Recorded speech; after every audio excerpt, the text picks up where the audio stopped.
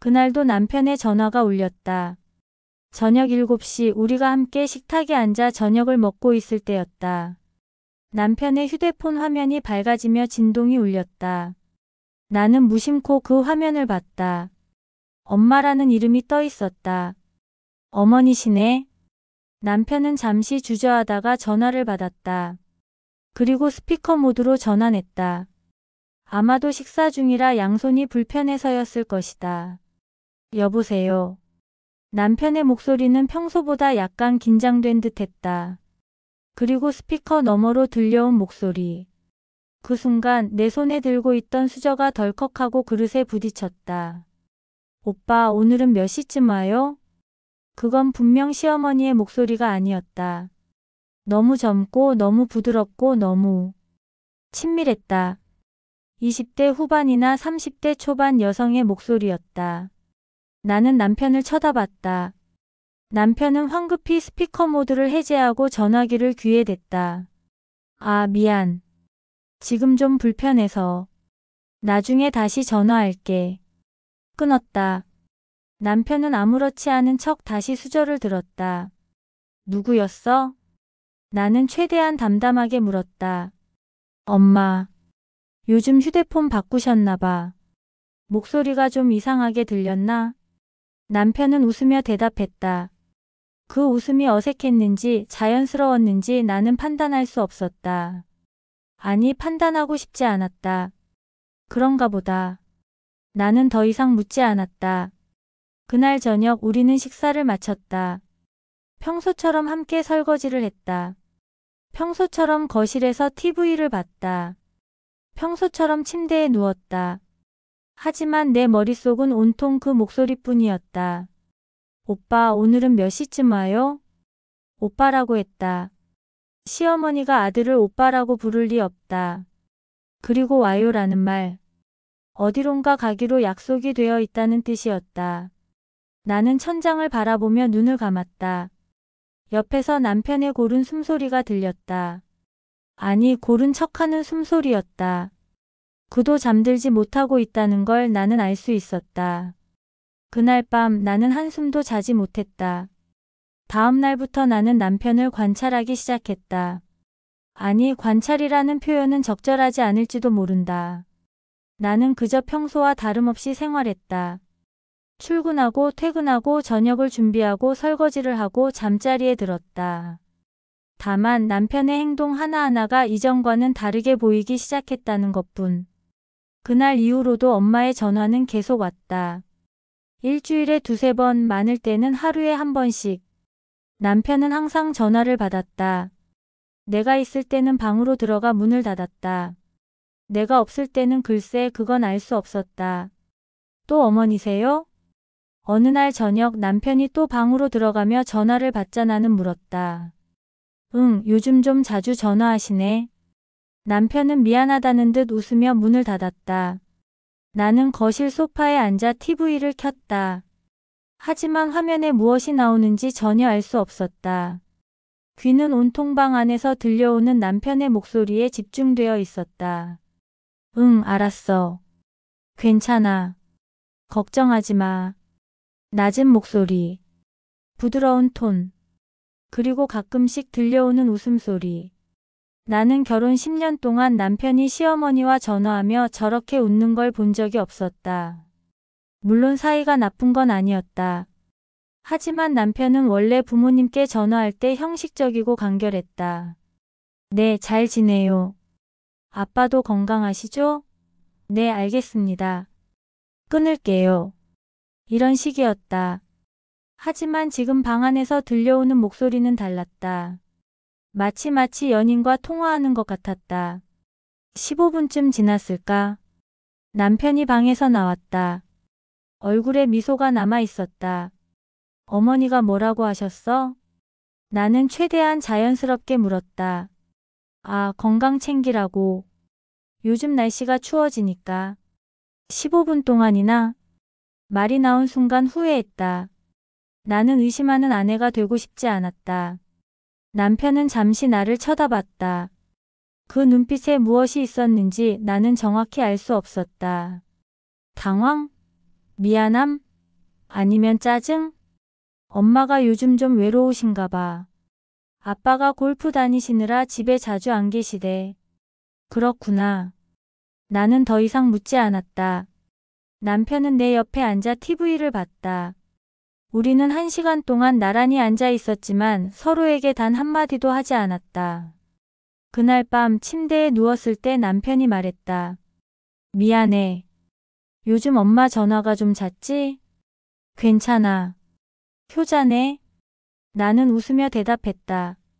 하지만 어둠 속에서 내 얼굴이 어떤 표정을 짓고 있는지 남편은 볼 수 없었을 것이다. 2주가 지났다. 남편의 패턴이 보이기 시작했다. 엄마의 전화는 주로 저녁 7시에서 9시 사이에 왔다. 그리고 남편은 항상 받았다. 어떤 날은 5분, 어떤 날은 30분씩 통화했다. 그뿐만이 아니었다. 남편의 외출이 잦아졌다. 주말에 회사 일이 있다고 했다. 저녁 회식이 있다고 했다. 거래처와 골프를 간다고 했다. 물론 남편은 원래 바쁜 사람이었다. IT 회사의 팀장이었고 프로젝트 마감 시즌에는 밤을 새우기도 했다. 하지만 최근의 바쁨은 뭔가 달랐다. 예전에는 지치고 피곤한 표정이었다면 지금은 들뜬 것 같았다. 어느 토요일 오후 남편이 말했다. 오늘 회사 가봐야 할 것 같아. 서버 점검하는 날이거든. 토요일에? 응, 평일엔 사용자들이 많아서 못해. 저녁쯤 들어올게. 남편은 서둘러 옷을 갈아입었다. 청바지에 흰색 셔츠. 이상했다. 서버 점검을 하러 가는 사람의 옷차림이 아니었다. 평소 주말 출근할 때는 편한 추리닝을 입었는데. 그럼 다녀와. 나는 현관까지 배웅했다. 남편이 신발을 신으며 말했다. 저녁은 알아서 먹어. 미안. 응, 조심해서 다녀와. 문이 닫혔다. 나는 현관문 앞에 한참을 서 있었다. 그리고 결심했다. 나는 남편의 회사 전화번호를 찾았다. 손이 떨렸다. 이러면 안 된다는 걸 알았다. 하지만 멈출 수 없었다. 여보세요, 태성테크입니다. 경비실로 연결됐다. 안녕하세요, 박민준 팀장 아내인데요. 남편이 서류 좀 깜빡하고 갔는데 지금 사무실에 계실까요? 박민준 팀장님이요? 아, 오늘 토요일이라 출근하신 분이 없는데요. 네. 오늘 서버 점검은 다음 주 토요일이거든요. 일정표에 그렇게 나와 있어요. 아, 제가 착각했나 보네요. 감사합니다. 전화를 끊었다. 무릎에 힘이 풀렸다. 나는 바닥에 주저앉았다. 거짓말이었다. 남편은 회사에 가지 않았다. 그럼 어디에 간 걸까? 누구를 만나러 간 걸까? 그날 저녁 8시 남편이 돌아왔다. 얼굴에는 미소가 가득했다. 다녀왔어. 생각보다 일찍 끝났네. 고생했어. 저녁은 먹었어? 응, 회사 근처에서 간단히 먹었어. 남편은 씻으러 들어갔다. 나는 부엌에서 설거지를 하는 척하며 눈물을 참았다. 어떻게 이렇게 태연하게 거짓말을 할 수 있을까? 10년을 함께 산 사람이 매일 밤 같은 침대에서 자는 사람이. 그날 밤 남편이 잠든 후 나는 조용히 일어났다. 거실로 나가 남편의 가방을 뒤졌다. 손이 떨렸다. 이러면 안 된다는 걸 알았지만 멈출 수 없었다. 영수증 한 장을 발견했다. 강남의 한 이탈리안 레스토랑. 테이블 7번. 2인분. 결제 시각 오후 6시 40분. 2인분. 나는 영수증을 다시 가방에 넣었다. 그리고 소파에 앉아 새벽까지 울었다. 소리 내지 않고 조용히. 한 달이 지났다. 나는 매일 거울을 보며 생각했다. 내가 뭔가 부족했을까? 살이 쪘나? 늙었나? 더 이상 매력적이지 않은가? 결혼 10년. 우리는 아이가 없었다. 원해서가 아니라 생기지 않았다. 병원을 다녔다. 둘 다 별 문제가 없다고 했다. 그냥 운이 없는 거라고. 시간이 지나면서 우리는 그 주제를 더 이상 꺼내지 않게 됐다. 어쩌면 그게 시작이었을지도 모른다. 아이라는 연결고리가 없는 부부. 우리는 서로를 선택했지만 서로를 붙잡을 이유가 점점 줄어들었다. 그날은 목요일이었다. 남편이 샤워를 하러 들어갔다. 욕실에서 물소리가 들렸다. 남편의 휴대폰이 침대 위에 놓여 있었다. 나는 그 휴대폰을 바라봤다. 오랫동안 손을 뻗을까 말까. 이러면 정말 돌이킬 수 없게 된다는 걸 알았다. 한 번 의심하기 시작하면, 한 번 확인하기 시작하면 우리의 관계는 영원히 예전으로 돌아갈 수 없다. 하지만 나는 이미 돌이킬 수 없는 선을 넘어버렸다. 손이 휴대폰을 집었다. 비밀번호. 우리 결혼기념일. 051일 화면이 열렸다. 전화번호부를 열었다. 이응으로 시작하는 이름들을 스크롤했다. 엄마가 보였다. 나는 그 이름을 클릭했다. 프로필 사진이 있었다. 젊은 여자였다. 아니, 어린 여자라고 해야 할까? 20대 중반쯤으로 보였다. 긴 생머리, 환한 미소, 하얀 피부. 사진 속 그녀는 카페에 앉아 있었고 배경으로 한강이 보였다. 전화번호 옆에는 작은 글씨로 다른 정보가 있었다. 수연 마이너스 개발팀. 수연. 남편 회사의 개발팀. 내 손이 떨렸다. 메시지 기록을 열고 싶었다. 하지만 그 순간 물소리가 멈췄다. 남편이 샤워를 끝낸 것이다. 나는 황급히 휴대폰을 원래 자리에 놓았다. 그리고 침대에 누워 자는 척했다. 심장이 너무 빨리 뛰어서 남편이 들을까봐 걱정됐다. 욕실 문이 열렸다. 남편의 발소리가 들렸다. 침대가 약간 꺼지는 느낌. 남편이 누운 것이다. 자고 있어? 남편이 조용히 물었다. 나는 대답하지 않았다. 잠든 척했다. 한참의 침묵. 그리고 남편의 휴대폰 화면이 켜지는 빛이 어둠 속에서 어른거렸다. 남편이 무언가를 보고 있었다. 문자인지 메신저인지. 그리고 아주 조용히 웃는 소리가 들렸다. 사랑에 빠진 사람의 웃음이었다. 그날 밤 나는 눈물도 나오지 않았다. 그저 텅 빈 기분이었다. 마치 내 가슴에 구멍이 뚫린 것 같았다. 금요일 저녁 남편이 말했다. 내일 팀 워크샵이 있어. 1박 2일로 강원도 가는 거야. 그래? 응, 팀 빌딩이라고. 회사에서 분기마다 한 번씩 하거든. 거짓말인지 진짜인지 더 이상 알 수 없었다.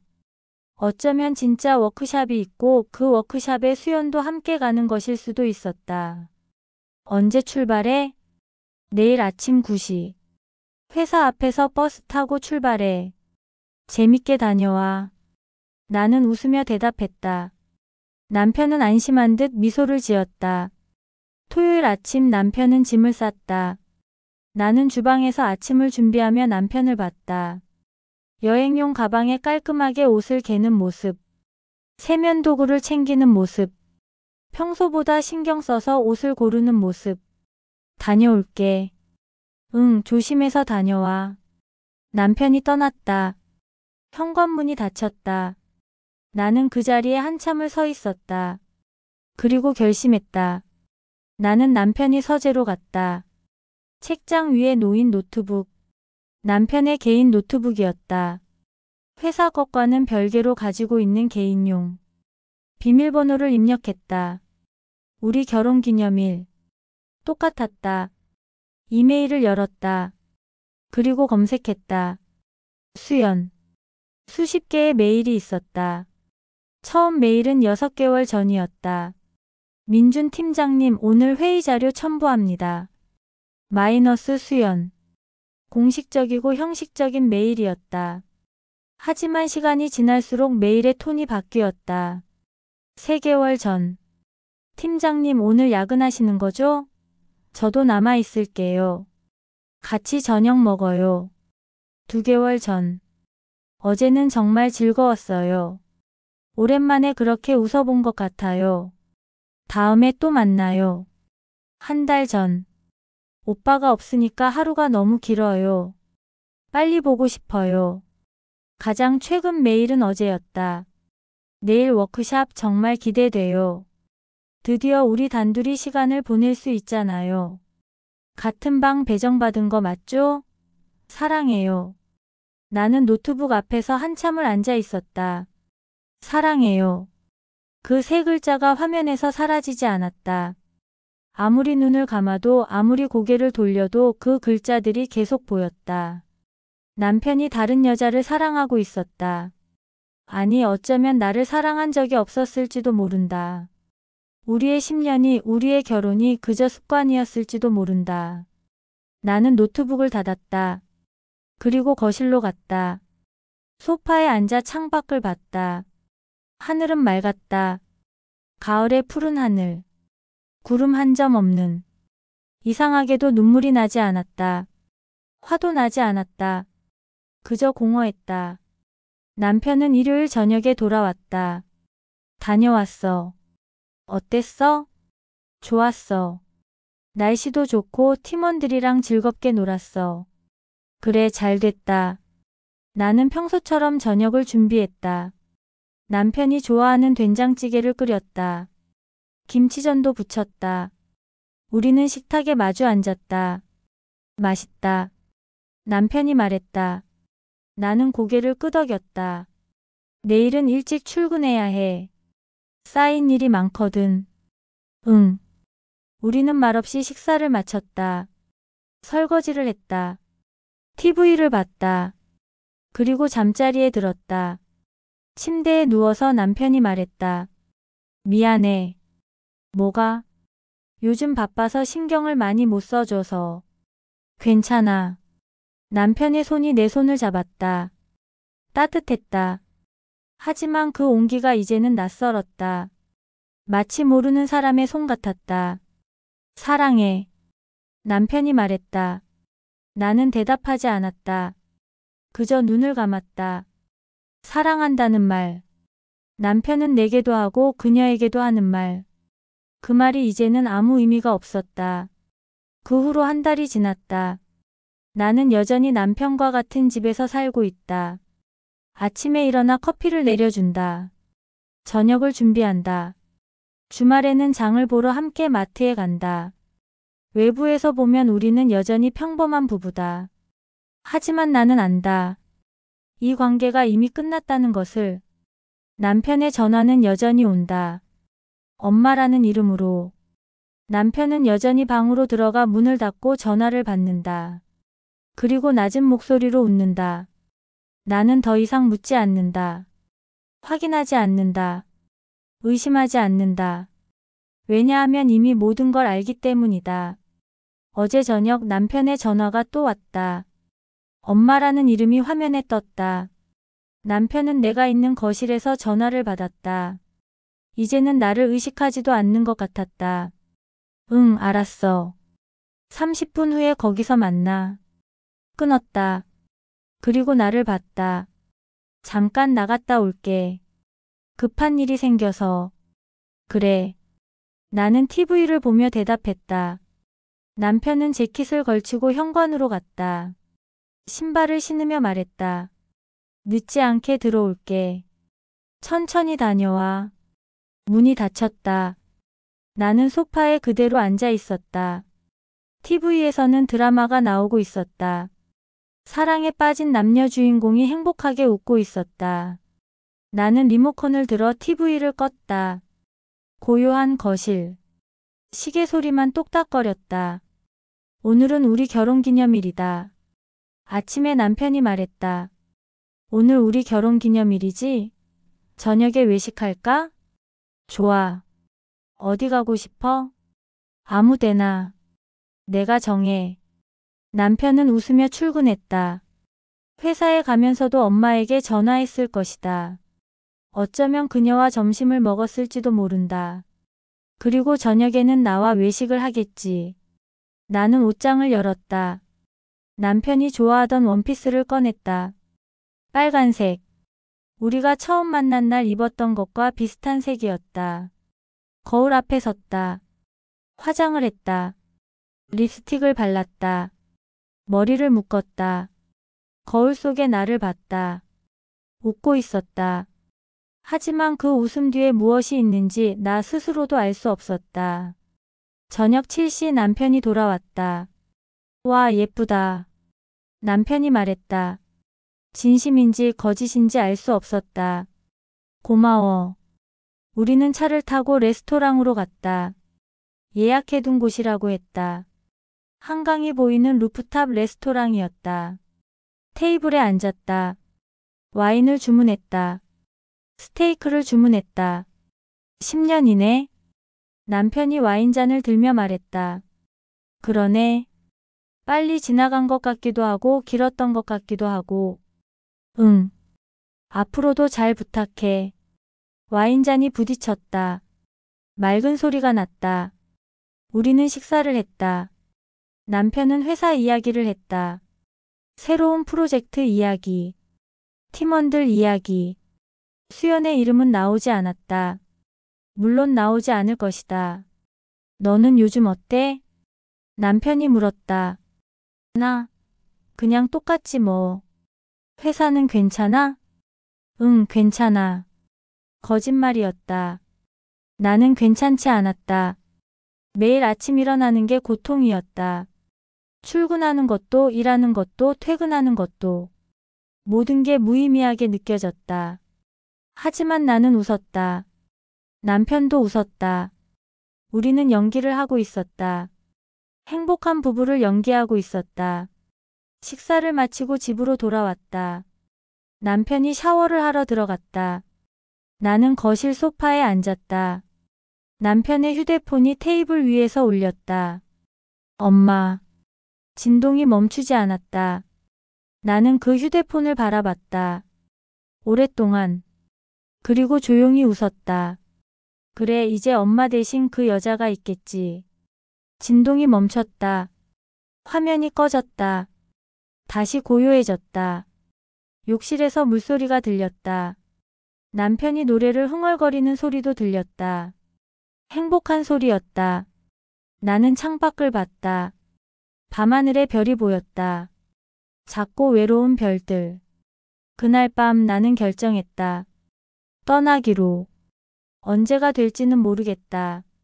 내일일 수도 한 달 후일 수도 1년 후일 수도 있다. 하지만 나는 떠날 것이다. 이 관계에서, 이 거짓말에서, 이 침묵에서. 사랑이 끝나면 분노보다 먼저 오는 건 텅 빈 침묵이었다. 그리고 그 침묵 속에서 나는 나를 다시 찾을 것이다. 혼자였던 나를. 사랑하기 전의 나를. 오늘도 남편의 전화가 울렸다. 엄마. 나는 더 이상 놀라지 않는다. 화내지 않는다. 슬퍼하지 않는다. 그저 바라볼 뿐이다.